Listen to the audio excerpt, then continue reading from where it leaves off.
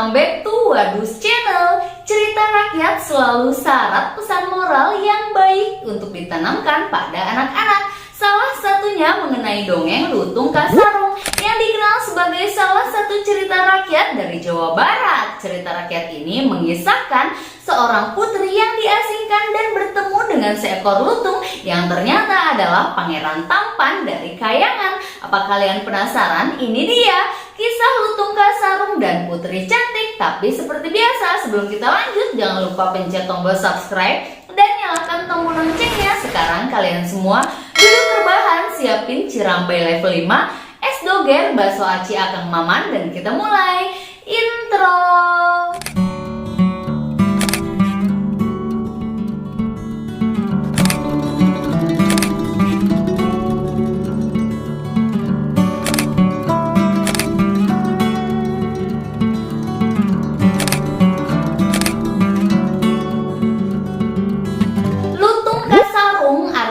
Adalah lutung yang tersesat. Ialah cerita yang mengisahkan legenda masyarakat Sunda yang terinspirasi dari kisah para menak Kerajaan Galuh dan Kerajaan Sunda tentang perjalanan Sang Hyang Guruminda dari Kayangan yang diturunkan ke Buana Panca Tengah alias bumi dalam wujud seekor lutung, yaitu sejenis monyet. Dalam perjalanannya di bumi, sang lutung bertemu dengan Putri Purbasari Ayuwangi yang diusir oleh saudarinya yang bersifat dengki, yaitu Purbararang. Lutung Kasarung adalah seekor makhluk yang buruk rupa, namun pada akhirnya ia kembali berubah menjadi pangeran tampan dan menikahi Purbasari. Kemudian mereka memerintah kerajaan Pasir Batang dan kerajaan Cupu Mandala Ayu hidup bahagia selama-lamanya.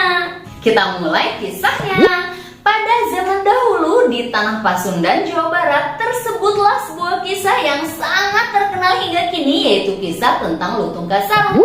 Kisah ini menjadi cerita yang tetap populer karena mengandung banyak hikmah di dalamnya. Kisah ini bercerita tentang pangeran tampan bernama Sang Hyang Guruminda yang dihukum dengan dibuang ke bumi karena melakukan kesalahan di Kayangan dalam wujud seekor lutung. Sebagai seekor lutung, Sang Hyang Guruminda tersesat di sebuah hutan sehingga ia diberi nama Lutung Kasarung. Lutung Kasarung dalam bahasa Sunda berarti lutung yang tersesat. Lutung adalah sejenis kera dengan bulu lebat berwarna hitam legam dengan ekor yang sangat panjang. Sementara itu, Prabu Tapak Agung yang merupakan raja dari kerajaan Pasir Batang telah tua dan sakit-sakitan. Ia berencana akan menunjuk salah seorang putrinya untuk menjadi ratu sebagai penggantinya dan memerintah kerajaan Pasir Batang. Sebagai raja yang bijaksana, ia berpikir secara mendalam tentang keputusannya ini. Ia sama sekali tidak mempunyai seorang pun putra mahkota. 7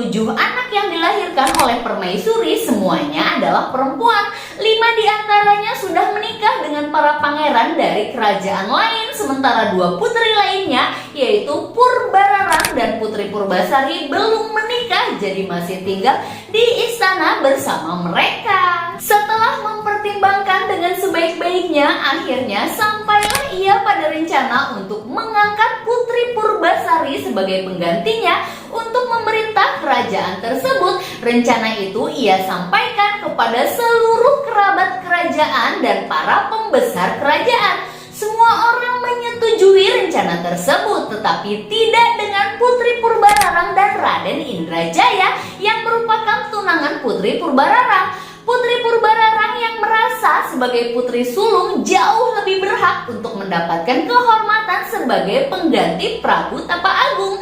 Selain itu, hidup sebagai ratu bagi Putri Purbararang bermakna harta dan juga kekuasaan. Demikian juga dengan calon suaminya, yaitu Raden Indrajaya yang merupakan putra salah seorang menteri istana. Namun keputusan Prabu Tapak Agung sudah bulat. Putri Purbasari adalah calon ratu penggantinya. Akhirnya Putri Purbararang yang marah dan kesal dengan keputusan Prabu Tapak Agung pergi menemui seorang dukun sakti. Ia akan menggagalkan semua rencana penobatan Putri Purbasari sebagai ratu. Nironde nama perempuan itu. Ia adalah seorang dukun jahat yang dapat melakukan pekerjaan apapun asal diberi imbalan yang sangat besar.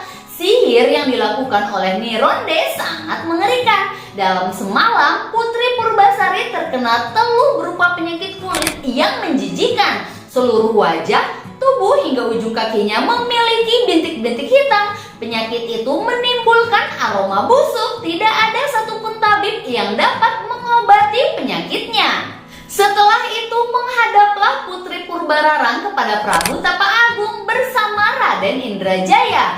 Ia menghasut Prabu Tapa Agung untuk mengasingkan Putri Purbasari ke hutan. Menurut Putri Purbararang dan Raden Indrajaya, tidaklah mungkin Putri Purbasari menggantikan ayahandanya menjadi raja. Menurut Putri Purbararang dan Raden Indrajaya, pastilah Putri Purbasari telah terkena kutukan karena menyalahi kebiasaan kerajaan-kerajaan dari zaman dulu. Yang paling berhak dinobatkan sebagai raja atau ratu adalah anak sulung, bukan anak bungsu. Berkat kepandaian Putri Purbararang dan Raden Indrajaya berbicara, akhirnya Prabu Tapa Agung berhasil dipengaruhi. Putri Purbasari kemudian diasingkan ke hutan. Hati Prabu Tapa Agung sangat sedih. Putri Purbasari adalah putri yang paling dikasihinya karena sopan santun, kecerdasan, dan sifat-sifat baiknya. Kini ia harus pergi diasingkan ke hutan yang penuh dengan binatang-binatang buas. Namun Prabu Tapa Agung harus melakukannya. Bisa saja kata-kata Putri Purbararang benar. Jika Putri Purbasari memang terkena kutukan, maka ia harus dijauhkan dari istana dan kerajaan. Bisa saja penyakit itu sangat menular dan membahayakan seluruh rakyat kerajaan Pasir Batang. Kepada patih kepercayaannya yang bernama Uwak Batara Lengser, Prabu Tapa Agung menyerahkan Putri Purbasari untuk diasingkan ke hutan yang berada di luar wilayah kerajaan Pasir Batang. Ia meminta Uwak Batara untuk membuatkan pondok yang kokoh meskipun sederhana untuk Putri Purbasari. Maka demikianlah Putri Purbasari ditinggalkan di sebuah hutan yang lebat jauh dari istana, di mana seorang yang baik hatinya dan bagaimanapun rupanya akan mudah diterima oleh lingkungannya berada. Demikian juga dengan Putri Purbasari. Berada di hutan justru membuatnya dekat dan akrab dengan binatang-binatang. Tidak ada hewan buas yang jahat kepadanya. Justru mereka selalu melindungi Putri Purbasari. Ia tak pernah kelaparan karena beraneka ragam buah-buahan dan umbi-umbian disediakan oleh binatang-binatang sahabatnya.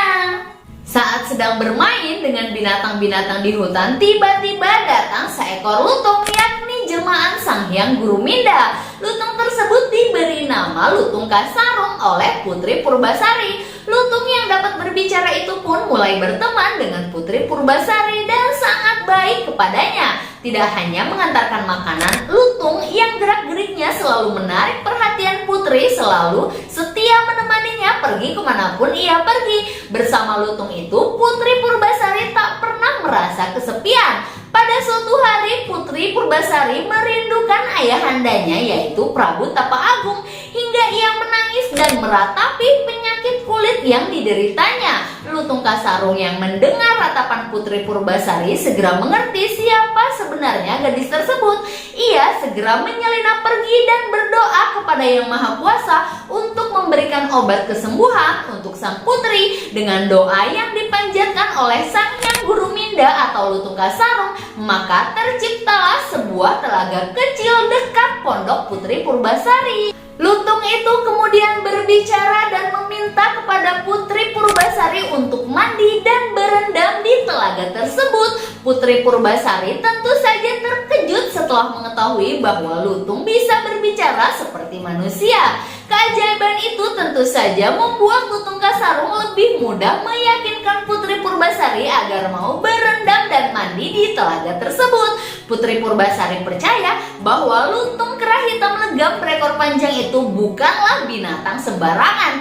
Ia pasti telah dikirimkan oleh Yang Maha Kuasa untuk menolongnya. Benar saja, setelah mandi dan berendam di air telaga itu, penyakit kulit yang menjijikan dan beraroma busuk yang dideritanya sembuh dan menghilang. Tidak ada bekas sama sekali di wajah dan tubuhnya. Bahkan ia tidak pernah merasa bahwa ia terkena penyakit kulit. Wajahnya yang memang cantik dan kulitnya rambutnya yang semula memang mulus menjadi lebih cantik dan lebih mulus lagi. Putri Purbasari gembira sekali. Ia sangat berterima kasih kepada Lutung dan kepada Yang Maha Kuasa.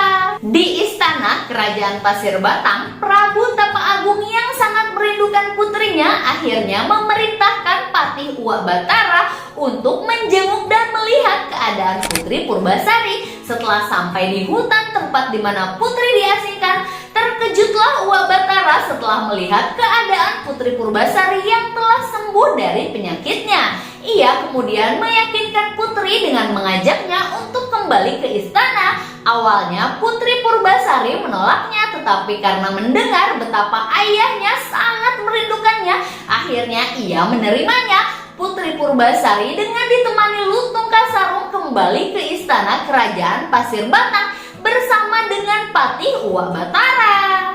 Kepulangan Putri Purbasari ke istana disambut dengan sangat gembira oleh Prabu Tapa Agung, tetapi tentu saja tidak dengan Putri Purbararang dan Raden Indrajaya. Mereka berdua merasa terancam posisinya. Benar saja Prabu Tapa Agung akan membuat pengumuman bahwa tahta kerajaan akan diserahkan kepada Putri Purbasari.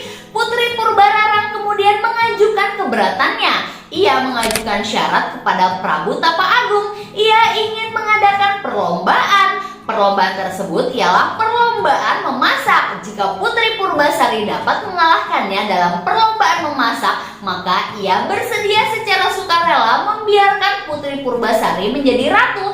Namun jika ia memenangkan perlombaan memasak itu, maka dialah yang berhak menjadi ratu. Prabu Tapa Agung kemudian menyetujui syarat yang diajukan Putri Purbararang. Maka diadakanlah perlombaan memasak antara Purbararang dan Purbasari. Putri Purbararang dengan dibantu pelayan-pelayannya memasak makanan dengan sangat cepat. Makanan yang dibuat Putri Purbararang tampak sangat lezat, baunya pun harum semerbak. Putri Purbasari tentu saja kewalahan. Ia bekerja sendirian. Akhirnya Lutung Kasarung memohon bantuan Yang Maha Kuasa. Maka kemudian diturunkanlah para peri dan bidadari dari Kayangan untuk membantu Putri Purbasari memasak secara kasat mata.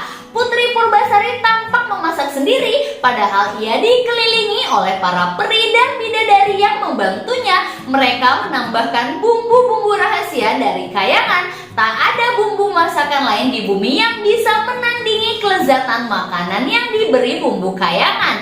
Akhirnya ketika para juri mencicipi masakan mereka, dan diberikanlah kemenangan tersebut untuk Putri Purbasari. Putri Purbararang menolak mengaku kalah dan meminta diadakan lagi sebuah perlombaan, yaitu perlombaan panjang rambut dan indah. Karena kesabarannya, Prabu Tapa Agung membiarkan kesempatan kedua kepada Putri Purbararang. Putri Purbasari tidak merasa takut sedikit pun akan kalah, meskipun ia tahu rambutnya kalah jauh lebih panjang daripada rambut Putri Purbararang. Benar saja ketika Putri Purbararang membuka simpul konde, rambutnya yang hitam legam dan indah terurai hingga mencapai betis. Lutung Kasarung kembali berdoa dan memohon pertolongan Yang Maha Kuasa. Doanya dikabulkan. Sebelum Putri Purbasari melepas simpul konde, para peri dan bidadari dari Kayangan menyambung rambut Putri Purbasari yang hanya sampai pinggang. Peri-peri dan bidadari-bidadari itu bekerja sangat cepat dan rapi. Setiap helai rambut Putri Purbasari disambung sehingga ketika rambut itu terurai, panjangnya mencapai tumit. Rambut itu indah sekali, jauh lebih indah dan hitam dibandingkan rambut Putri Purbararang. Sekali lagi Putri Purbararang mendapatkan kekalahan. Tetapi dasar kata-katanya tidak bisa dipegang, Putri Purbararang kembali melakukan penolakan. Ia semakin gusar. Ia meminta perlombaan yang ketiga kepada Prabu Tapa Agung.